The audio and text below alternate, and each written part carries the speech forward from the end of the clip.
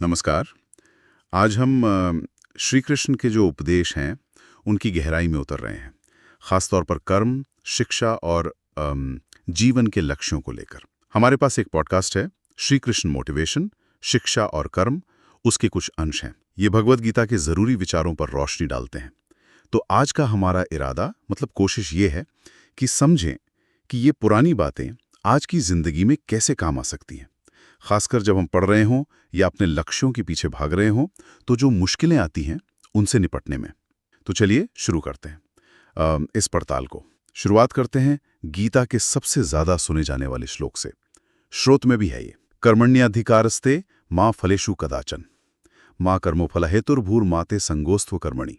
सीधा सा मतलब है, हमारा हक सिर्फ कर्म पर है, फल पर नहीं।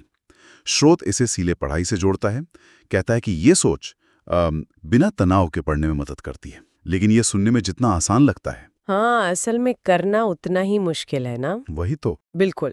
ये सिद्धांत के फल से खुद को अलग कर लो, सुनने में तो बहुत अच्छा लगता है, पर अमल में लाना वाकई एक चुनौती है, खासकर स्टूडेंट्स के लिए या जो भी लक्ष्य के लिए मेहनत कर रहा है। पर यहाँ समझने वाली बात ये है कि ये फल की चिंता छोड़ने का मतलब लापरवाही नहीं है। देखिए, स्रोत बताता है कि ये असल में चिंता कम करने और फोकस, मतलब ध्यान बढ़ाने का तरीका है। जब हम वो नतीजे के बोझ से दबे नहीं होते ना, तो हम अपने काम पर, अपनी पढ़ाई पर ज्यादा अच्छे से ध्यान लगा पाते हैं। हाँ, ये बात तो है। चिंता तो ध्यान भटका ही देती है। अच्छा, श्रुत में पढ़ाई को तपस्या भी कहा गया है। ये शब्द थोड़ा भारी सा लगता है। इसका क्या मतलब है यहाँ? देखिए, तपस्या का मतलब यहाँ सिर्फ मुश्किल उठाना या कष्ट सहन करना नहीं है, बल्कि एक तरह का अनुशासित, समर्पित अभ्यास है, डिसिप्लिन। स्रोत इशारा करता है कि जब हम अपने लक्ष्य की तरफ रोज छोटे छोटे पर लगातार समर्पित कदम बढ़ाते हैं, जैसे रोज नियम से पढ़ना, तो हमारा ध्यान अपने आप प्रक्रिया पर टिक जाता है, न कि सिर्फ वो दूर के परिणाम पर। ये उसी कर्म पर अधिकार वाले सिद्धांत को जीने का एक प्रैक्टिकल तरीका है। पढ़ाई को बोझ नहीं, बल्कि एक साधना की तरह देखना। अच्छा, हाँ, तो ये नजरिया तनाव कम करके एकाग्रता बढ़ा सकता है। ठीक है, ये तो हुई कर्म की बात। अच्छा, तो ज्ञान के बारे में क्या? स्रोत में एक और अहम विचार है, विद्या विनयेन शोभते, यानी ज्ञान विनम्रता से ही अच्छा लगता है। इस पर इतना जोर क्यों?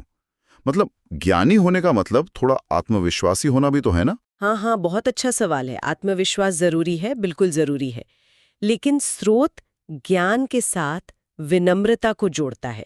अब सवाल है क्यों? देखिए, सच्ची विनम्रता जो होती है ना, वो हमें सीखने के लिए हमेशा खुला रखती है। अगर हमें लगने लगे कि भाई हम तो सब जानते हैं, तो फिर नया सीखना बंद हो जाता है। विनम्रता हमें दूसरों के विचारों को, उनके नजरिए को सुनने और समझने की गुंजाइश देती है। स्रोत के मुताबिक असली शिक्षा वो है जो हमें अहंकारी नहीं, मतलब जो हमें विनम्र और कर्मठ बनाए। कर्मठ यानी जो लगातार सीखने और प्रयास करने वाला हो। ये ज्ञान को सिर्फ दिखावे की चीज बनने से रोकता है। मतलब विनम्रता सिर्फ एक अच्छी आदत नहीं, बल्कि सीखने की प्रक्रिया का ही एक हिस्सा है। बिल्कुल। और कर्मठता यानी लगातार कोशिश करते रहना। यह हमें अगले मुद्दे पर लाता है, जिसका जिक्र स्रोत में है, असफलता, फेलियर। स्रोत कहता है कि हर असफलता को एक सीख की तरह देखो और अपने कर्म को ही अपना धर्म बना लो।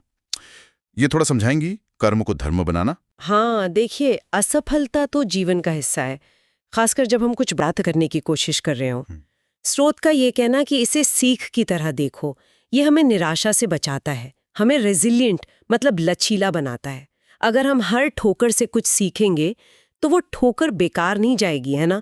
और कर्म को धर्म बनाना, इसका मतलब है अपने काम को, अपनी पढ़ाई को, अपने प्रयास को पूरी जिम्मेदारी और कर्तव्य निष्ठा से करना। जब हम अपने काम को सिर्फ एक टास्क नहीं, बल्कि अपना कर्तव्य, अपना धर्म मान लेते हैं, तो उसमें एक गंभीरता आ जाती है, एक उद्देश्य आ जाता है।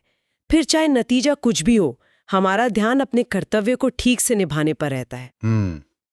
तो ये सारे विचार, फल की चिंता किए बिना कर्म करना, ज्ञान के साथ विनम्रता रखना और असफलता से सीखकर अपने काम को कर्तव्य समझना, ये सब आपस में जुड़े हुए हैं और एक संतुलित नजरिया देते हैं जिंदगी के लिए। बिल्कुल, ये सब मिलकर हमें एक मजबूत मानसिकता, एक स्ट्रांग माइंडसेट बनाने में मदद करते हैं, जिससे हम अपने लक्ष्यों की ओर बिना ज्यादा तनाव और भटकाव के बढ़ सकते हैं। तो संक्षेप में कहें तो स्रोत से मिली ये सीख हमें याद दिलाती है, अपने काम पर ध्यान दो, नतीजों की चिंता से मुक्त रहो, ज्ञान को विनम्रता के साथ अपनाओ और मुश्किलों, असफलताओं को सीखने का जरिया समझो।